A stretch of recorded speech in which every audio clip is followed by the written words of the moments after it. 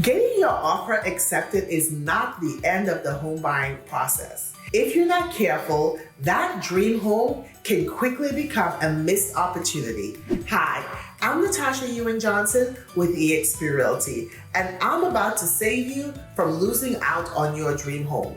Over the years, I've seen many buyers make these mistakes after they've gone into contract on a home. But once that contract is in place, you want to avoid these 10 things. 1.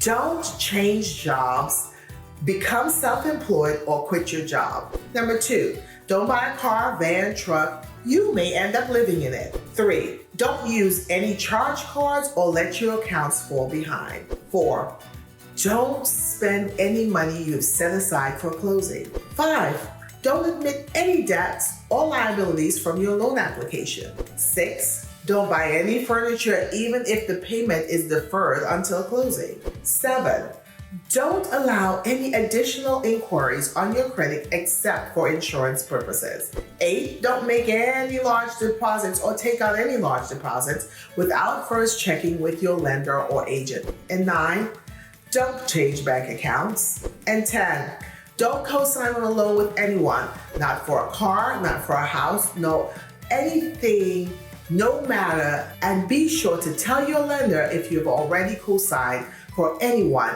because that debt goes against you and needs to be accounted for when you're getting approval. Following these 10 commandments of buying, you will make sure the process goes much easier. Give us a call today. We want to make sure we give you all the information you need to stay safe and to assure that you can close on your home once you've been accepted. I'm 𝙁𝙤𝙗𝙗𝙗𝙗 with 𝙀𝙬𝙍𝙖 Realty, providing you with premier real estate solutions.